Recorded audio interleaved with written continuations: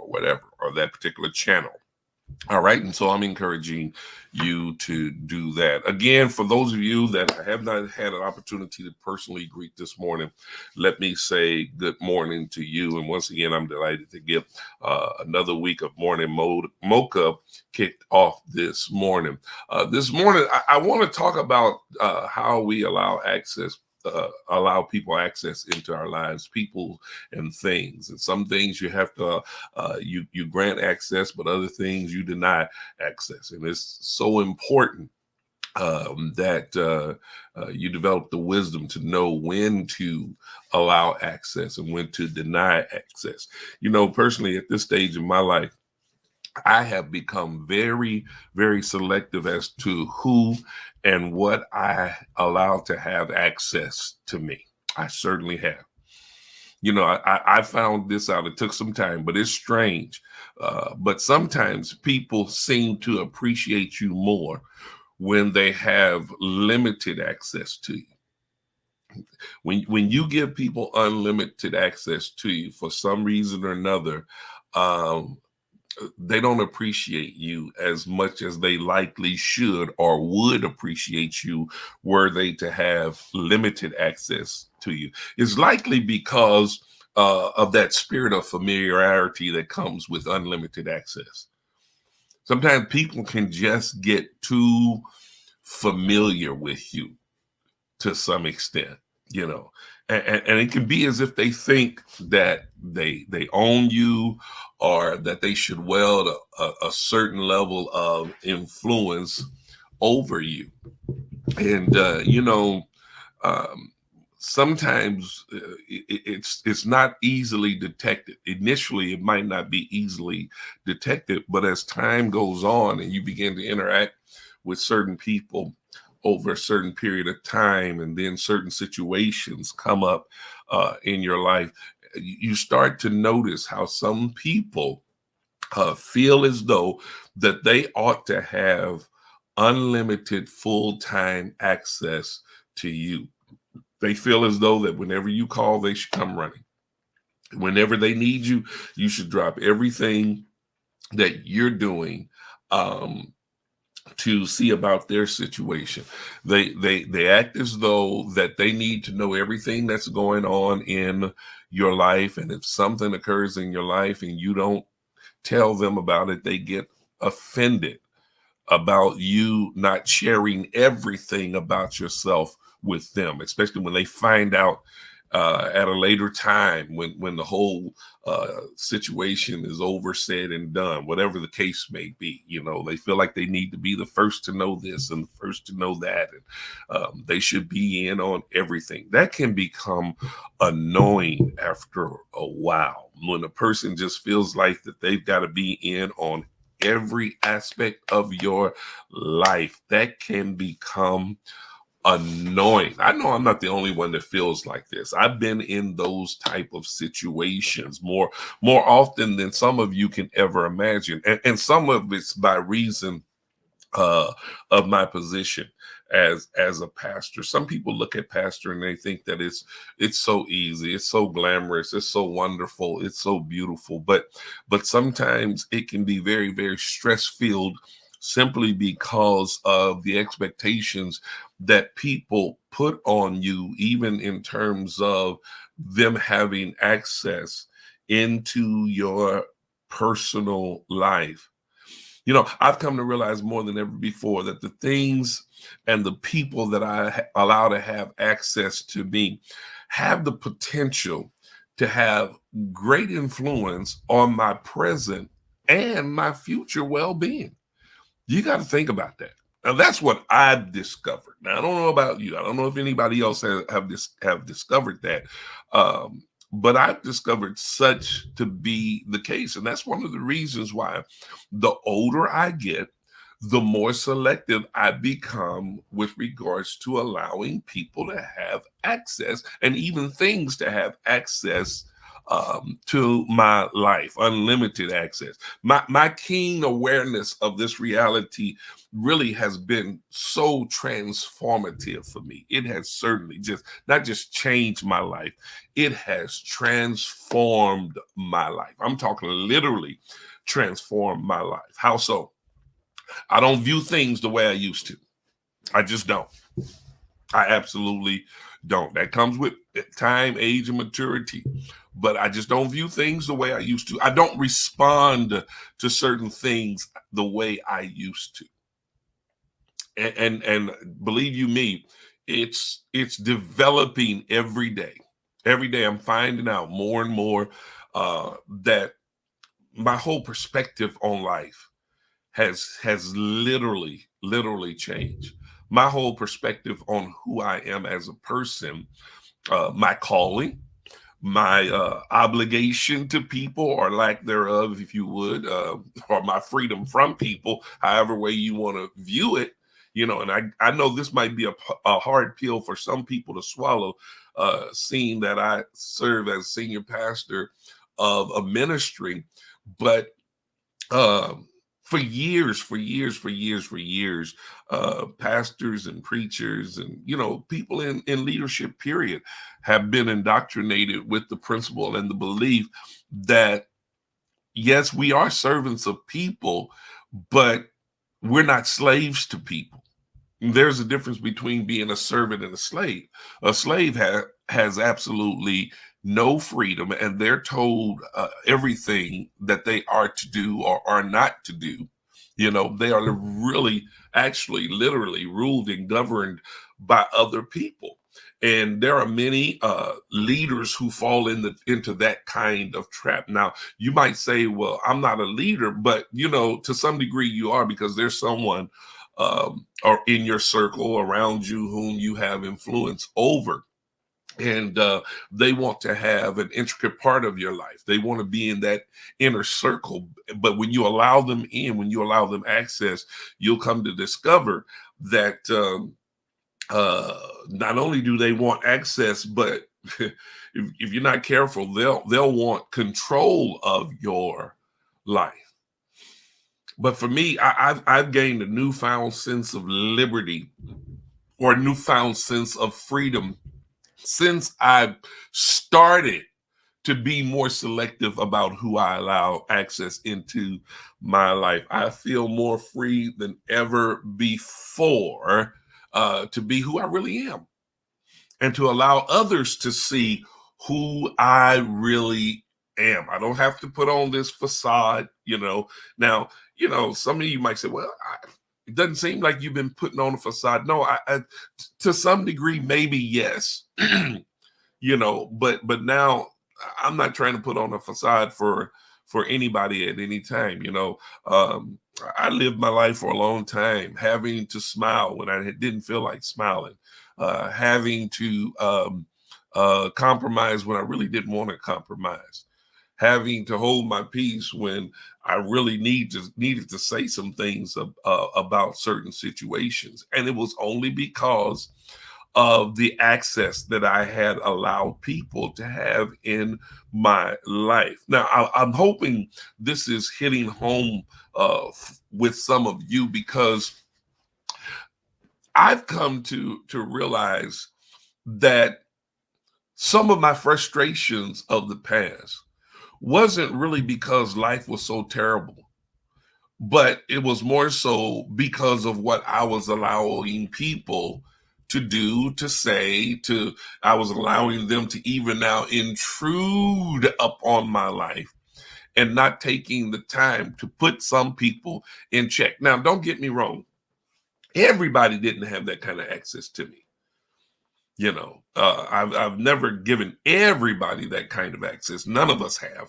It's just impossible to give everyone around us, everyone that we know, that kind of access to us. But I'm quite sure all of us have allowed some people, certain people, to have access into our lives that at some point we regret we ever did.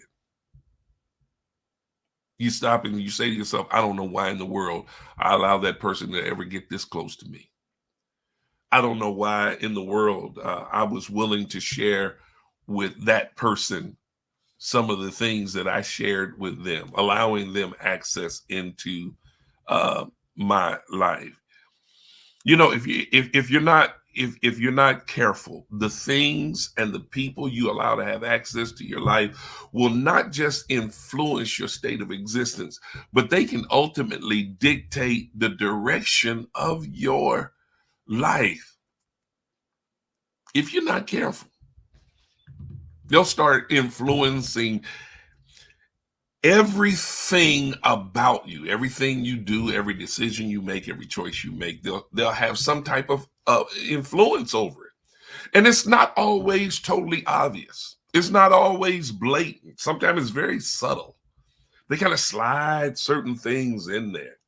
You know, they'll say little side-handed comments or off remarks or whatever, and they'll make you almost feel as though that if you're not listening to their suggestions, then you're going to make a great mistake, or you're headed down the wrong path, or, you know, I mean, what about these people? I know all of us have had someone like this in our lives. We get ready to make a major decision, and you finally decide what you're going to do, and all of a sudden you hear that person say, I wouldn't do that if I was you. Okay, great. So that's so appropriate because number one, you're not me. You're not me. So I can see that. I can see you not doing this because you're not me. And it really doesn't matter what you would do. I've got to be more interested and more solid with the decisions that I make for myself. They say that sometimes in a way to try to scare you from doing something. And sometimes it's not because what you've decided to do is so bad or so wrong. Sometimes the decision that you're making is the absolute right decision, but they are such haters. They don't want to see you make the right decision. So they'll try to steer you away from making the right decision, only to find out if you go in the direction that they suggest you go in rather than following your own mind, you'll find yourself falling into a very deep hole. And you're the one that is going to have to live with that regret. But I've finally come to the conclusion some years ago that I'm not going to allow people to have that kind of influence in my life. Not like that. You know, really, to be honest with you, I initially started off as a kid and a teenager, not allowing people to have that kind of access in my life, period. When I was growing up, I was never a follower. I was never a follower. Do you all hear me? I'm telling you the truth. I was never a follower. If I was hanging out with some friends and they decided they wanted to do something that I didn't agree with, I don't care how many of them it was that decided they wanted to do something that wasn't right. If I was the only one that said, "Hey, man, that ain't right. I'm not doing that," I would go home, leave them where they were. I wouldn't follow them into our trouble. What, man, you scared? You can call me what you want to call me, but I'm not doing that. I don't feel right about doing that. I don't want to do that. And so I would leave the group and go on home, walk home by myself, whatever the case may be. It didn't matter to me. I'm not following you into trouble. I'm not going to do that. When I was in high school, even now, I never worked to try to gain the approval of the popular people. You know how some people, you got to act a certain way in order for people to allow you to hang around them? No, I'm not trying to gain your approval. If anything, you have to gain approval to hang around me. I mean, it sounds funny, but that was my mindset. I felt as though there was nothing wrong with my life, the way I was living my life, and I'm not going to let anybody else dictate to me how I'm going to live my life. That's the way I was my teenage years. And then I started getting deep into ministry, where it was indoctrinated into me. Well, you got to love people, you got to serve people, you got to make sure you don't offend people, and sometimes that translates into people pleasing. And when it translates into people pleasing, what ultimately happens is you start allowing people to have access into your life, into your space, into your not just public time, but your private time as well. And then it's taken to another level when a person is called into pastoral ministry, because again, growing up in the church, we were indoctrinated with the thing is that this pastor has to jump to every beck and call of every member. You got to give them time. You got to give them space. You got to treat them all equally. Now, I'm about to say something here that's probably going to shake some of you all up. You know, I do believe that you should love people equally. You should love them all the same. But let's be honest, pastor or no pastor, it's impossible to treat everybody equally. Everybody's not going to get equal treatment. Now, I know that's making some of y'all skin crawl right there. Well, that's not fair. You the pastor over everybody. Yeah, pastor, serve. You serve everybody equally, but you don't necessarily treat everybody equally. I mean, think about this. Y'all don't treat the pastor the same way you treat your friends. Come on, say amen, somebody. You treat the pastor and the First Family or whatever, you treat them quite differently as you do your friend. And it's okay. You don't treat everybody around you the same as you do your biological family members. No, you don't. It's okay. There's nothing wrong with that. But in the same way that you are allowed to live your life with freedom and not all of the intrusions, then that pastor has the same right and responsibility as well. Now, some of you all, I hear you. I hear you thinking. I hear your religious tones, your religious rhetoric, and all that. Well, to much is given, to whom much is given, much is required. That comes to service. That does not come to personal access. Are you listening to me? A lot of pastors and a lot of public servants, a lot of leaders, their lives are in ruins right now today, and they're trying to recover simply because they have allowed too many people unlimited access into their lives. That doesn't just go for leaders and pastors and things of that nature. That can go for people in their personal lives, period. Some of you are trying to recover right now. I know I'm talking to somebody. You're trying to recover right now because you've allowed not only too many people, but too many of the wrong kind of people to have access into your life. That's just the truth, the whole truth, and nothing but the truth. You've allowed too many voices to dictate to you. You've been trying to please too many people, even when it comes to biological family members. Sometimes you're going to allow some of them to have too much access into your life. Again, some people are constantly living in a state of turmoil because they allow the wrong things and the wrong people to have access. Let's just be real about this. Some people are very impressionable. They are easily taken in by the facades that people are capable of displaying when they want to gain influence over a certain person. Manipulative people are very skilled in observing and assessing temperaments of their potential victims. They study their victims' likes and their dislikes. They study the weaknesses and the vulnerabilities of their potential prey.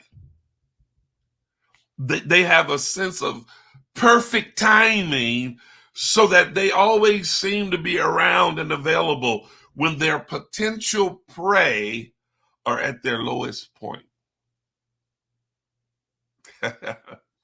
Always there, always around. I'm here for you. To do what? I've had people whom I trusted that I've shared some very private matters with them, and they act like that they uh, were really for me and keeping everything confidential. They couldn't wait to get off the phone with me to call somebody else and tell them, well, you know, he's going through this, that, and the other. I've had it happen. I've had it happen on so many occasions. But I tell you what, when I found out that to be the case, I cut people off. I started cutting people off left and right. I started being very skeptical when it comes to certain people. Now, again, it's sad to say, but it can cause you to become skeptical even when dealing with very authentic people. But that's the reason why it's so important that you take your time while developing relationships. Take your time, get to know people, get to know their real character, you know? And sometimes that takes years. And even then, you can't always be certain because people have a tendency to change. They'll flip. But these people that are predators, they're just waiting for people to get to their lowest point. It's a known fact that most people are most vulnerable when they're hurting. And particularly when they are feeling abandoned by those who are supposed to be their greatest support. You let a person go through something, and the very person whom they depend on most or who's supposed to be their greatest support abandon them or seem to turn on them. That person is just looking for someone who now they can confide in and rely on or lay their head upon their shoulder. Because the person that they were so dependent upon them have shown them the other side of themselves. And that victim is now living with regret because they come to the realization that they've allowed that person too much access into their lives. These people, when they're hurt, they're victimized, they're looking for someone to talk to. They're looking for someone they can confide in. They're looking for someone to lean on and a shoulder to cry on. And in searching for all these things, they open themselves up or grant access to people and the things that are not good for them. I know just about all of us probably have been there at one time or another. And listen, if you've been there or if you're there right now, it's not because you're dumb. It's not because you're stupid. It's only because you're human. You're human. The human side of your existence wants to be trusting of other people. And so you open yourself up to certain people. But the real problem is by the time you discover who the manipulators are, you find yourself in too deep. By that time, you're somewhat reluctant to disengage from the relationship. You've had the relationship for so long, you don't want to just cut it off, even though you need to just cut it off. And let me tell you something. Once you discover that a relationship is not good for you, you need to cut it off at the roots as soon as possible. You need to disengage that relationship as soon as possible. Because the longer you hang on to that relationship, the more toxic that relationship becomes. And the person that it is affecting most is you. And ironically, some people, when they find themselves in such relationships, they have a tendency to even now convince themselves that they are in need of such a relationship. You don't need toxic relationships. You don't need toxic people having access to your life. You start thinking you need that person. Instead of rejecting that person, you continue to conform to the relationship. You continue to go along with it. You continue to allow it to linger. And then you create this false sense of hope that things are going to change, things are going to get better. But wait a minute. You need to stop and think that things could likely get even worse. Now, please understand, when I start talking about cutting off relationships, I'm not telling you to hate anybody. That's not what I'm saying. But it's okay to stop allowing people to have access to you. They want access to you. They want access to your stuff. And it's not always good. Now, I know many of you are reluctant to admit it, but it is likely that at some point in your life, you've been a conformer rather than an influencer, simply because you've allowed someone to have unlimited access to you. You stopped being an influencer and you started being a conformer. You conform to what everybody else wants you to do, or this person that you deem to be so necessary to have in your life. You conform to whatever they want you to conform to. Now, thinking about that, and I want you to be honest with yourself. Thinking about that, tell me this. How's that working for you? How's it working for you? You're conforming to everything that somebody else wants you to conform to. How's it working for you? Now, again, I'm not suggesting that you try to justify getting into things that are not good when someone is trying to influence you not to get into things that are not good. There are some influences in our lives that are positive influences. You got to know the difference. Now, I'm not talking to you folk that will say stuff like, you know, you're wrong, but you say stuff like, I'm grown, I do what I want to do, and somebody's trying to tell you the right thing to do. Well, I'm allowing you to have too much influence in my life. No, listen, now you're twisting things. You're misinterpreting what I'm saying. All of us have a certain degree of influencers in our lives. We just got to be wise enough to know which people to allow to have influence in and over our life.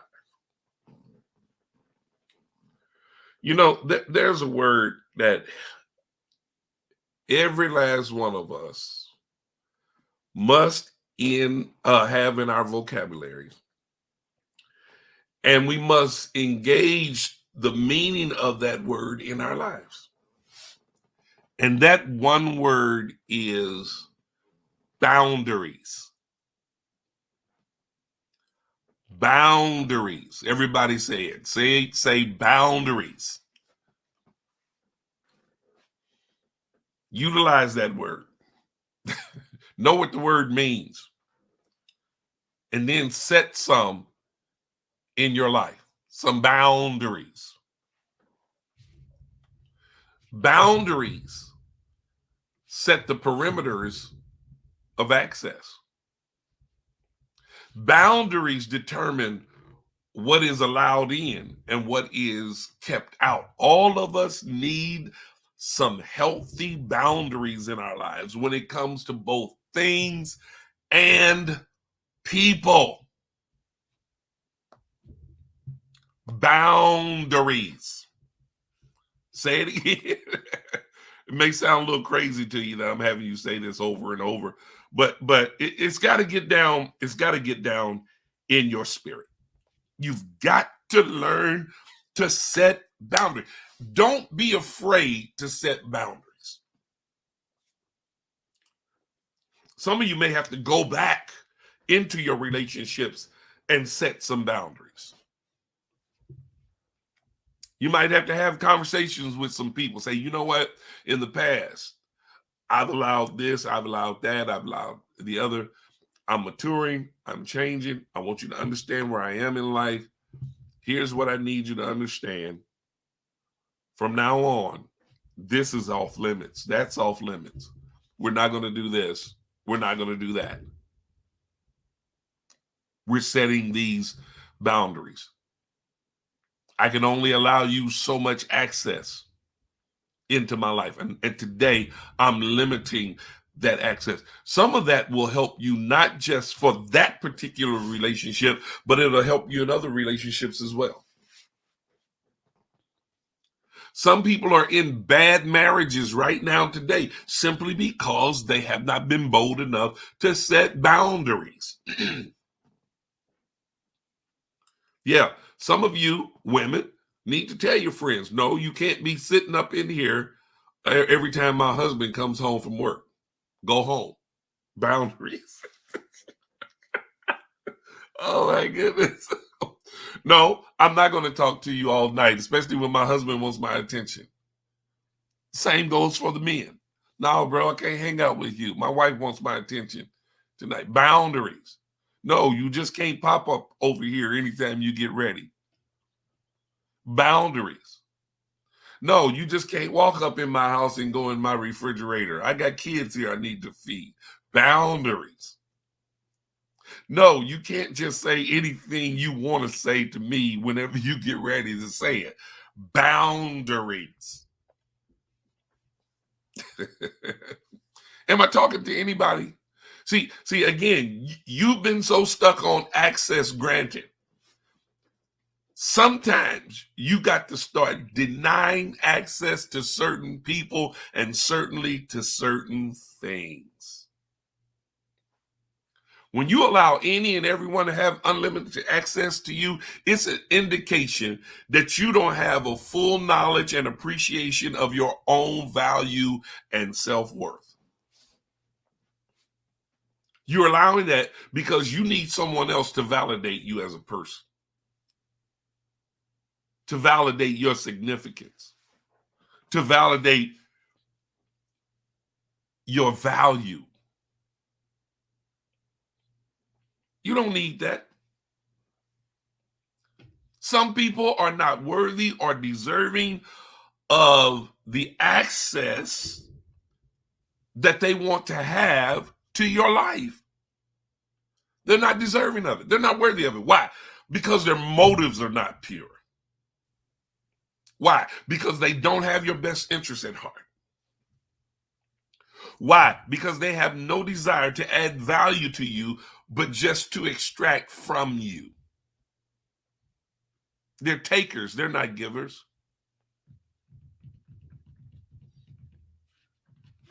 And you need to set them in order. Set them in place. Whoever they may be. Friends, relatives, neighbors, co-workers. It is perfectly fine to deny certain people access to you. Depending on the situation, it very well may be in your best interest to do so. Also, let me caution you not to fall for the manipulative language that is spewed at you in an attempt to put you on a guilt trip because you choose to exercise wisdom when determining who you allow to have access into your life. Don't let people start spewing out crazy record. Well, what's the matter with you now? You think you're better than me? Well, no, that's not necessarily the case. But you can tell them, I've discovered I'm better than what I've been showing myself. I'm better than what I've been allowing to occur in my life. I'm better than having to suffer with all of these intrusions and inconveniences that seem to complicate my life rather than making my life easier or better. When people start asking the question, what is it? You think you're better than me? It's only because they devalue themselves. It has nothing to do with you. I don't have to ask anybody if they think they're better than I am. Doesn't matter what they think about themselves. It only matters what I think about myself. You can think whatever you want to think about yourself. It's not going to diminish what I think about myself. How is what a person thinks about themselves, how is that going to take away who you are, take away from who you are or what you think about yourself? Matter of fact, I'll go on record as saying that that's one of the stupidest statements that a person ever came up with. What, you think you better than I am? Number one, why are you comparing yourself to someone else? And why do you think somebody's wasting their time comparing themselves to you? Well, some people act like they think they better. Well, let them act whatever way they want to act. What does that have to do with you? And you ought to say that to yourself. Well, what does that have to do with me? Nothing. They can act like that they think they are king of the world. Okay, so what? Let them live their delusional life. Doesn't change who you are. You know, if they're insulted by the fact that you want to view yourself from a better perspective and start making wiser decisions for yourself, if they're insulted by that, they're not your friend in the first place. If anything, when they hear that you've made the decision to be more conscientious about the people that you allow into your inner circle, they ought to say something like, good for you. I need to follow your lead. I need to become more bold in my selections as well. You know, in full disclosure, just telling you the truth, it used to really, really insult me or offend me when certain people would walk out of my life, or they'll do something intentionally as if to put me on notice to tell me that I no longer matter to them. I used to get offended by that. I'm not offended anymore. No. Because I've come to the realization that that person neither added value to me nor took away anything from me. Especially when I know that I've done nothing that warranted such move or decision. That's on them. You know, maybe I'm not your cup of tea. That doesn't make me any less valuable just because you're feeling some kind of way. Maybe you finally came to the conclusion that my presence in your life is too intimidating for you. How about that? Now, some of you might be saying, well, Dr. Cotton, that sure is a vain way of thinking. Well, it might be the truth. That's that individual dealing with their own insecurities. That has nothing to do with me. And furthermore, furthermore, you might be doing me a great favor by finally deciding that you no longer want to have anything to do with me. That's case cool. You've got to learn how to say, hey, I'm good with it. Access granted, access denied. Keep it moving. Keep it moving. The thing that you need to do, though, is just continue to keep moving yourself forward and making yourself better in whatever way you can. You got to come to this conclusion that it is not your lot in life to be a perpetual people pleaser. No, that's not what God put you here for. To be a perpetual people pleaser. And that's what happens when we allow too many people, too many of the wrong kind of people, too many of the wrong kind of things to have access into our lives. And notice I'm saying people and things. Because if you allow too much of the wrong kind of things to have access into your life, that can be just as destructive as having the wrong kind of people access into your life. I want y'all to think about this. And this jumped into my spirit the other day. I was thinking, wow, that's kind of powerful right there. Sometimes the way to grow is to learn to say no. Wow. How so? You learn to say no, you grow stronger. You learn to say no, you grow wiser.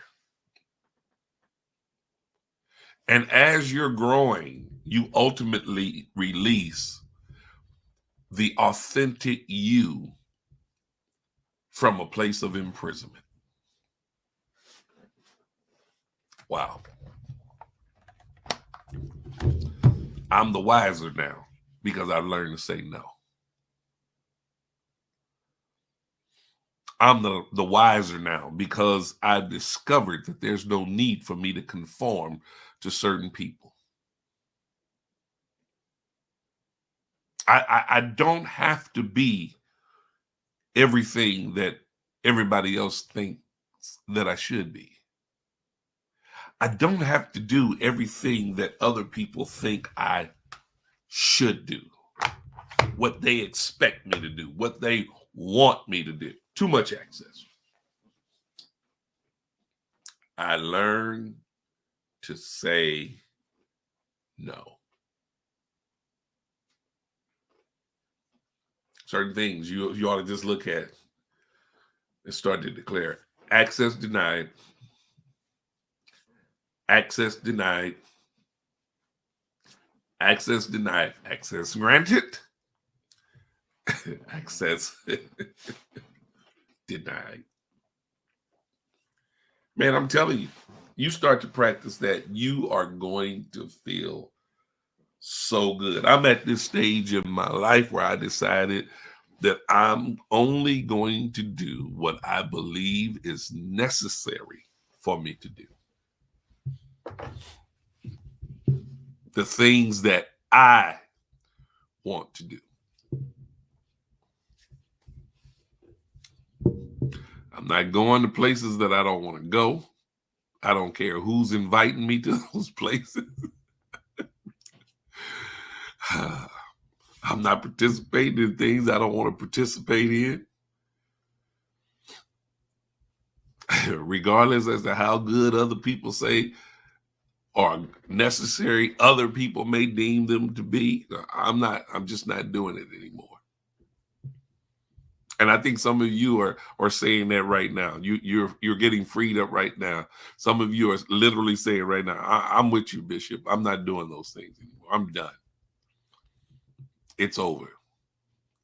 And it's not that I'm becoming mean or nasty. Please understand that's not my objective at all. It's not. It's not. It's absolutely not my objective at all. I love people. I will always love people. I love loving people, you know. But again, there comes a time where you got to set that boundary. You got to say enough is enough. And you ultimately got to give those 2 words, access denied. And if you don't feel like using the 2 words, just use the 1. Say no. No. No. No. No. All right, y'all. That's all I got for today. That's all I have for today. Thank y'all again for indulging me.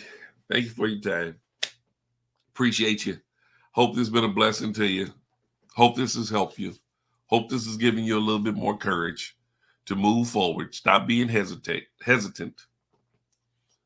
Stop allowing the influence of people to hold you back from doing the things you know you need to do.